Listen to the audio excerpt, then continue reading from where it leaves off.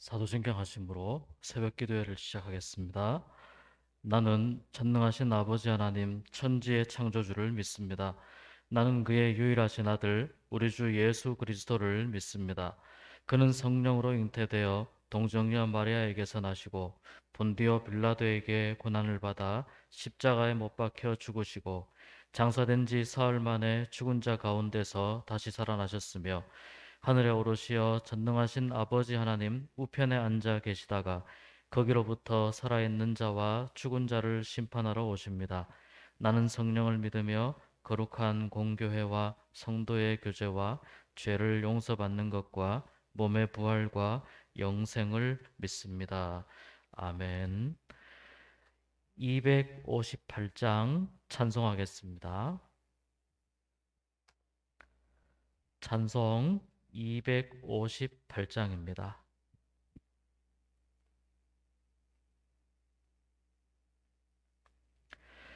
샘물과 같은 보혈은 주님의 피로다.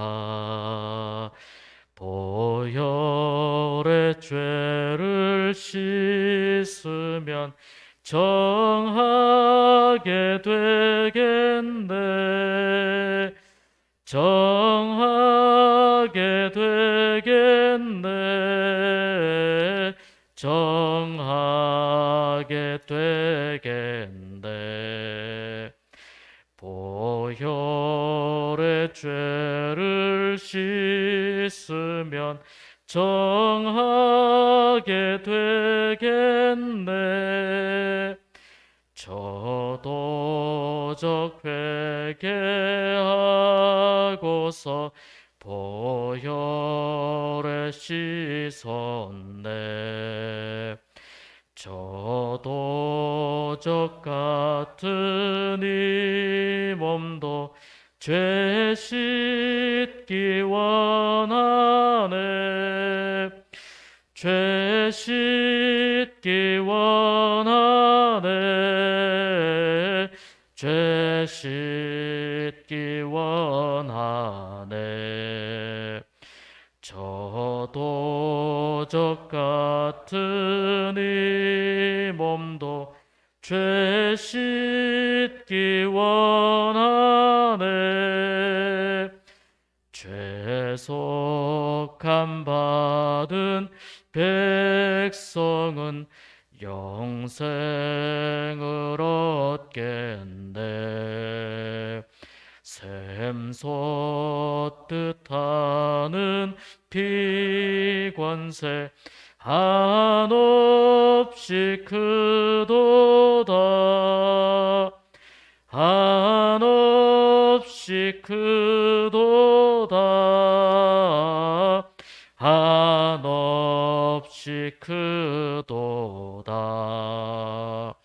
샘솟듯 하는 피권세 한없이 크도다.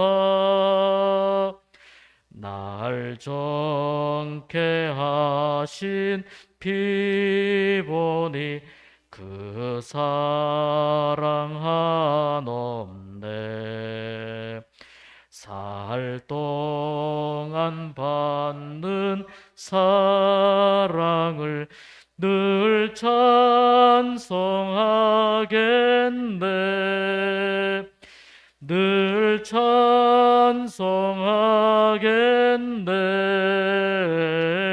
늘 찬송하겠네.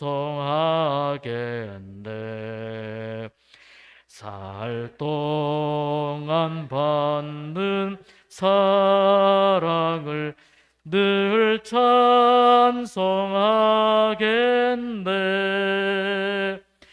이후에 천국 올라가 더 좋은 노래로 날 구속하시는 은혜를 늘 찬송하겠네. 늘 찬송하겠네. 찬송하겠네. 늘 찬송하겠네. 날 구속하신 은혜를 늘 찬송하겠네.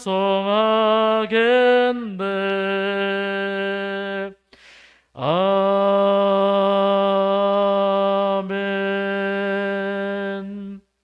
아멘. 오늘 새벽에 하나님께서 주시는 말씀은 사사기 15장 14절에서 20절 말씀입니다. 구약 성경 사사기 15장 14절에서 20절 말씀입니다. 한 절씩 교독합니다. 삼손이 레히의 이름에 블레셋 사람들이 그에게로 마주 나가며 소리 지를 때 여호와의 영이 삼손에게 갑자기 임하시매 그의 팔 위에 밧줄이 불탄 삼과 같이 그의 결박되었던 손에서 떨어진지라.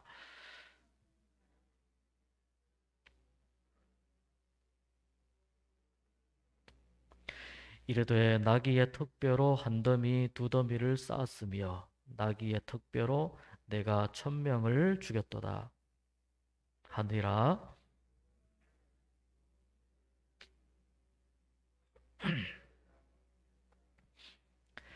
삼손이 심히 목이 말라 여호와께 부르짖어 이르되 주께서 종의 손을 통하여 이 큰 구원을 베푸셨사오나 내가 이제 목말라 죽어서 할례 받지 못한 자들의 손에 떨어지겠나이다 하니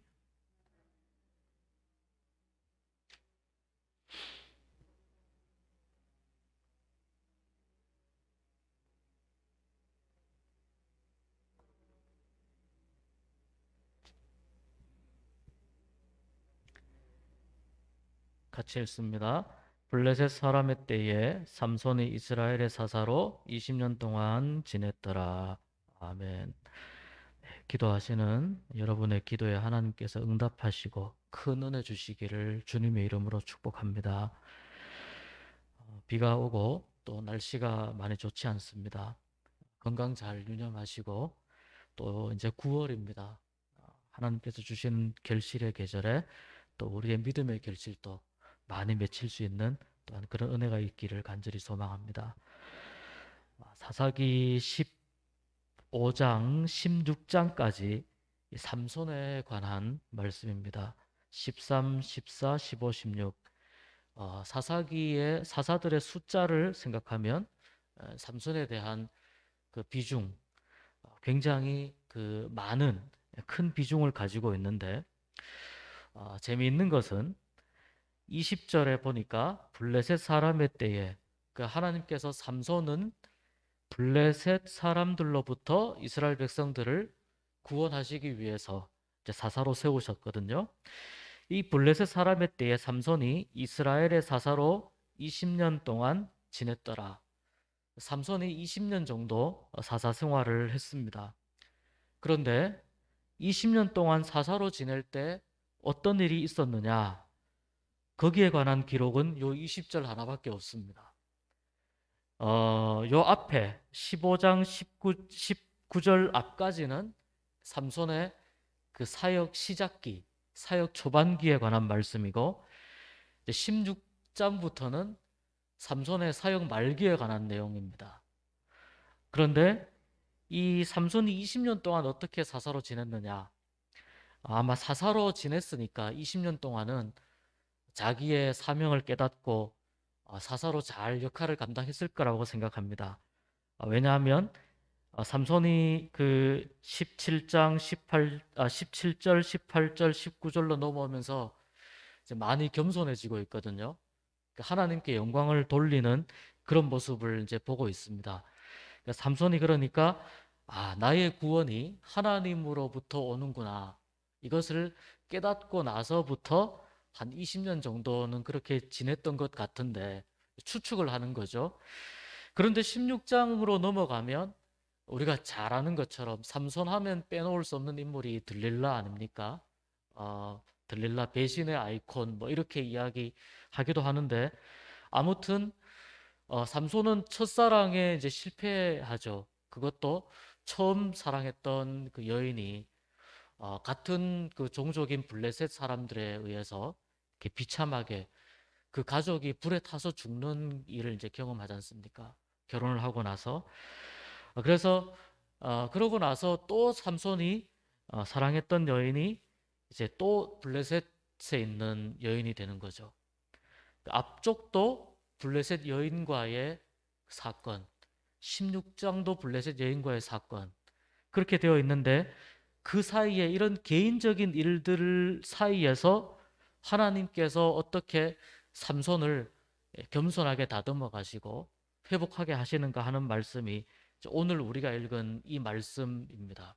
그리고 삼손 사역 말기에 또 하나님께서 삼손을 어떻게 마지막에 사용하셨느냐가 이제 내일 우리가 함께 묵상할 말씀에 이제 나와 있습니다.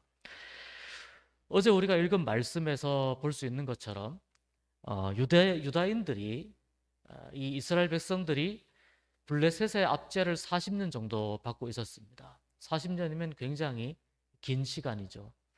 정신적인 그런 지배를 받을 수 있을 만큼 또 정신적으로 많은 것들을 빼앗길 수 있을 만큼 이 40년은 긴 시간입니다. 블레셋 사람들이 삼손을 잡으러 왔습니다. 삼손은 그 에단 바위 이쪽에 이렇게 숨어 있죠. 그런데 블레셋 사람들이 삼손을 잡으러 온 것을 유대인들이 보고 유대인들 3천 명이 알아서 이런 이제 이런 표현을 하는 것이 뭐 이 상황에서 적절할 것 같습니다. 알아서 이제 기어주는 겁니다. 무슨 말이냐면 블레셋 사람들이 삼손을 내놓지 않으면 우리가 가만두지 않겠다. 그렇게 이야기한 것은 아닙니다. 그러나 이미 블레셋의 지배를 받고 있었고 또 40년이라고 하는 시간은 알아서 스스로 충성할 수 있게끔 충분히 만들 수 있는 시간이었기 때문에 유대인들이 알아서 삼손을 잡으러 갑니다. 그만큼 영적으로 또 정신적으로 또 신앙적으로 피폐해져 있었다는 뜻입니다. 블레셋의 침공으로 인해서 신앙적인 정체성, 여러 가지 것들이 유대인들에게 있어서 많이 무너져 있었습니다.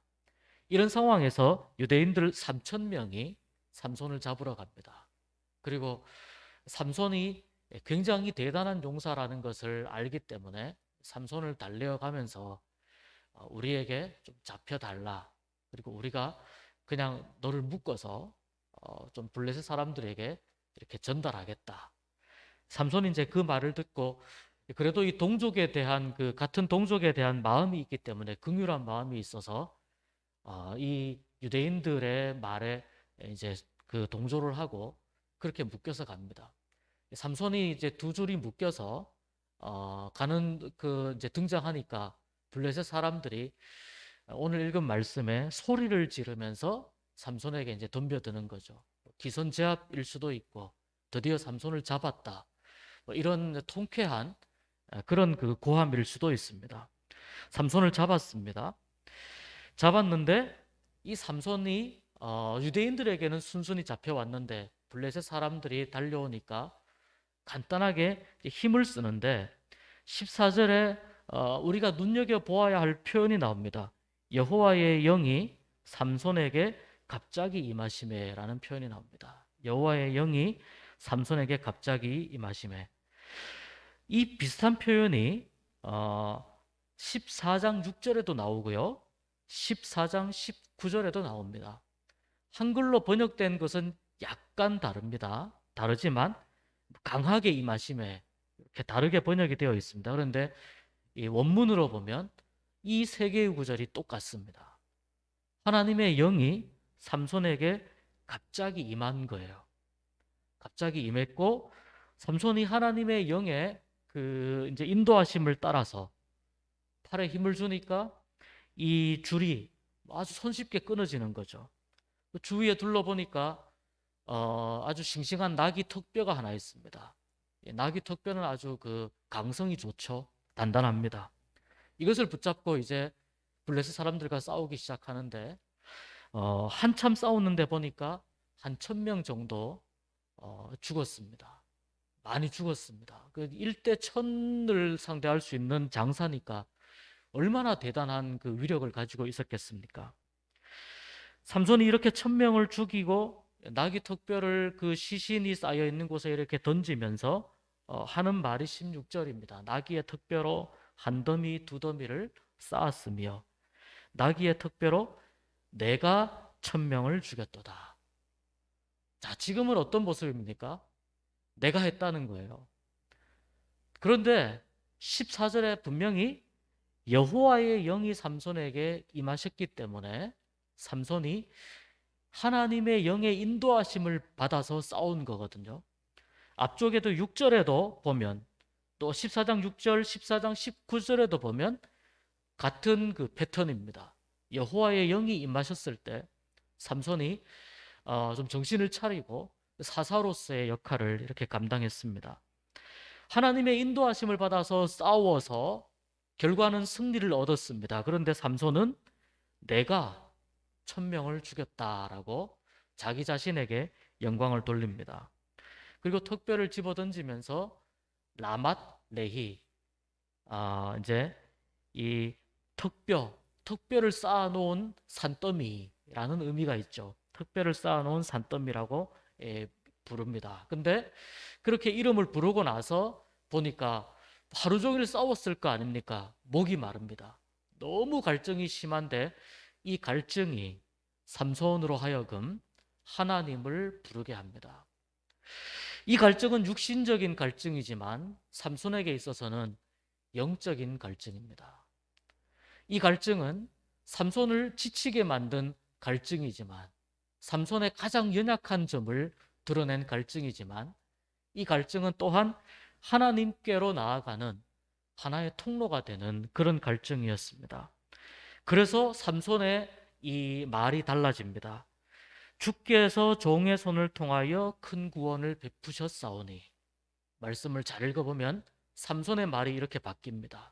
앞에서는 내가 1,000명을 죽였다라고 했는데 이 갈증 때문에 하나님께 부르짖으며 삼손의 기도가 말이 바뀌는 겁니다. 주께서 종의 손을 통하여 하나님 앞에 겸손해지는 거죠. 아무리 큰 위력과 능력을 가지고 있는 사람이라 하더라도 약점이 있을 수밖에 없습니다. 그 약점이 때로는 자기 자신이 쌓아놓은 모든 것을 무너뜨릴 만큼 바늘 하나 들어갈 아주 빈틈 같은 작은 약점이라 하더라도 이 약점은 그 사람에게 있어서, 그 위인에게 있어서는 치명적으로 작용할 수 있습니다. 삼손에게 있어서 이 갈증이 그랬습니다. 본인이 물을 구할 수가 없습니다. 근데 하나님을 찾는 거죠. 제가 목마릅니다라고 부르짖는 거죠. 그러니까 하나님께서 이 레히는 그 턱뼈가 아니고 그 지명이 이제 레히라는 지명이에요. 그 지명에서 우묵한 곳을 터뜨려서 거기서 물이 솟아나오게 하신 겁니다. 부르짖으니까 하나님께서 물을 주신 겁니다. 그래서 이 우물을 엔핫고레라고 불렀습니다. 부르짖은 우물이다 라는 뜻입니다. 부르짖은 자의 주신 샘물이라는 뜻입니다. 이 과정을 통해서 1,000명을 나귀 턱뼈로 무찌른 이 과정을 통해서 우리가 눈여겨보아야 할 것은, 하나님은 여전히 우리에게 구원의 생수를 주시는 분이라는 것입니다. 하나님은 여전히 우리를 회복하게 하시는 생수를 주시고, 우리로 하여금 싸워서 이길 수 있도록 우리를 인도하여 주시고, 우리를 회복시키시고, 우리를 치료해 주시고, 약점을 통해서 우리로 하여금 겸손하게 하시며 하나님께 집중하도록 만들어 주시는 은혜를 베풀어 주시는 분이라는 사실입니다. 삼손이 아무리 인간으로서 위대했다 할지라도 그의 능력이 하나님의 능력의 발끝에만도 미쳤겠습니까? 하나님께서 보시기에는 삼손 또한 그냥 보잘것없는 나무 조각 같은 그런 사람입니다. 그의 손에 무기가 될 수 없는 나귀 턱뼈를 하나님께서 허락하셨습니다. 무기가 될 수 없고 이것으로 어떻게 싸울 수 있을까 싶은 이 보잘것없는 것, 그러나 이 보잘것없는 것을 하나님이 인도하시는 삼손이 붙잡고 싸우니까 승리의 도구가 된 것이죠. 삼손을 하나님께서 붙잡으실 때 삼손은 승리의 도구가 될 수 있었습니다. 그래서 삼손이 이 짧은 시간 얼마나 많은 것을 깨달았는지 모르지만 분명한 것은 하나님 앞에 겸손해졌다는 사실입니다. 내가 1000명을 죽였다라고 그렇게 이야기하던 삼손이 주의 종을 통하여 승리를 얻게 하셨으니, 구원을 얻게 하셨으니라고 하나님 앞에 겸손해지는 모습을 보입니다. 그리고 삼손이 하나님께 부르짖었을 때 샘물이 터지잖아요. 영적으로 해석하면 우리가 하나님 앞에 부르짖을 때 성령의 은혜가 우리에게 강같이 흘러넘치게 된다는 말씀입니다. 여러분, 우리가 왜 성령 충만하지 못합니까? 왜 우리의 삶에 샘이 터지지 않습니까? 우리의 삶이 삼손의 갈증처럼 가라고 메마르고 답답한 그런 상황에서 끊임없이 자기 자신의 연약함을 보면서 힘들어하고 안타까워하고 있습니까?